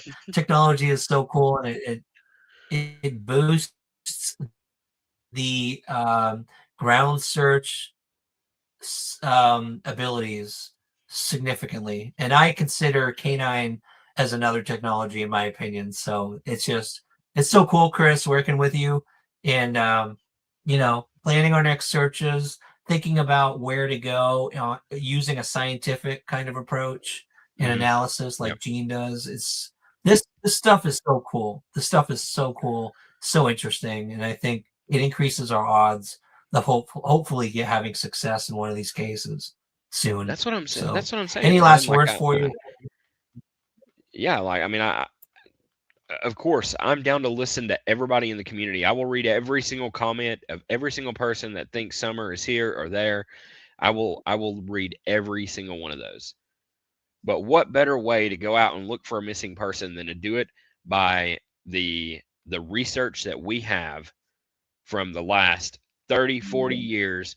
And in this case, the research that we have using drones from the last 10, 20 years, and base our searches on scientific fact, on the possibility that this is where this person is, instead of someone saying, oh, you know what? I think that she's buried in a cemetery over there. Why don't you go exhume that person and we'll find out? Sounds like a good time.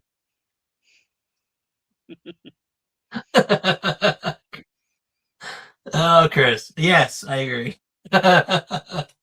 Yep. So you guys, I can't tell you how much we appreciate this community and your support, all of you in here, all of you watching this after the fact. This community, when I say this community, I feel like it's a growing community. It's a community that includes people who are subscribed to Chris. It's a growing search and rescue community who just volunteer to try to do the best we can. We're not law enforcement, obviously, but we're doing the best we can to volunteer our time to hopefully contribute. It happens. Chris has mentioned in this live tonight, he's found missing persons.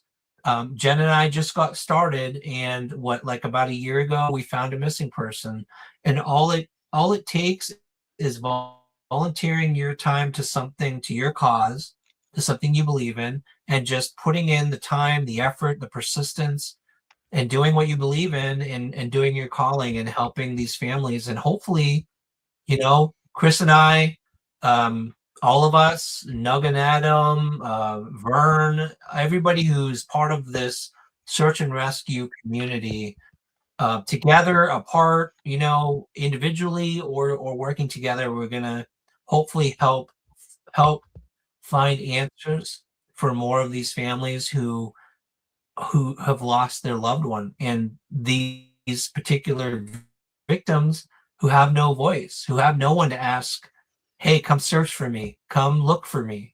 They are gone. They don't have a voice anymore.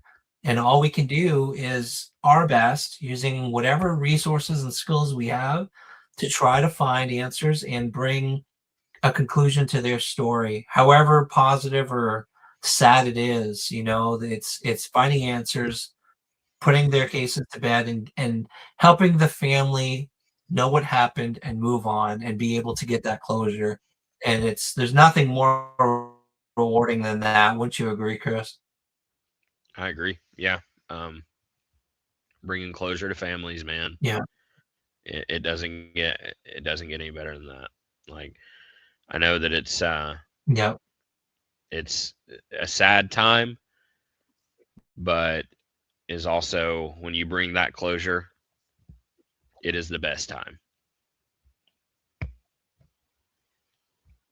Yep. They can process it. They can actually, like Layla's mother says, Jennifer is in a she finds herself in sort of a purgatory of not knowing whether she should grieve or not grieve.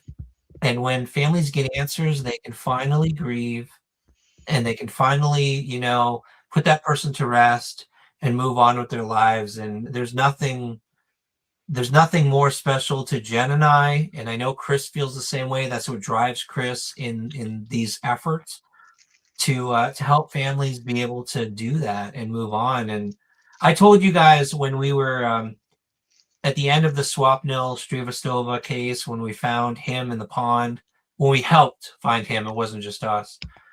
Man, that hug from Kristen, his girlfriend, it changed my life, man. It just made me realize, like, you can really make a difference in just volunteering your life and your time in service to the community, in service to others, not yourself, and just doing what you can to find closure for the families. So, Chris, I want to thank you so much, man, for I know it's been hard for you because you have a full-time job like everyone else.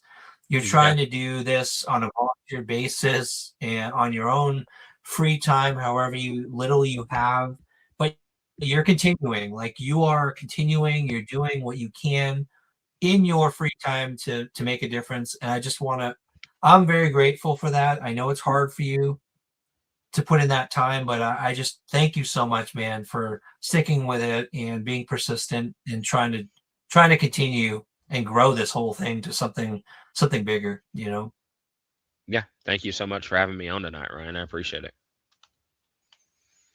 All right. Awesome.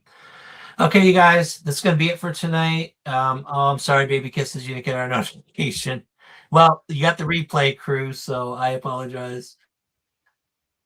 Thank you, everyone, for joining us tonight. There's been a good amount of people, our regulars, and for those who are on the replay, please check out the description. I'm going to put a bunch of links in there for the flyers if you want to volunteer for that, and Chris's channel as well. Please subscribe.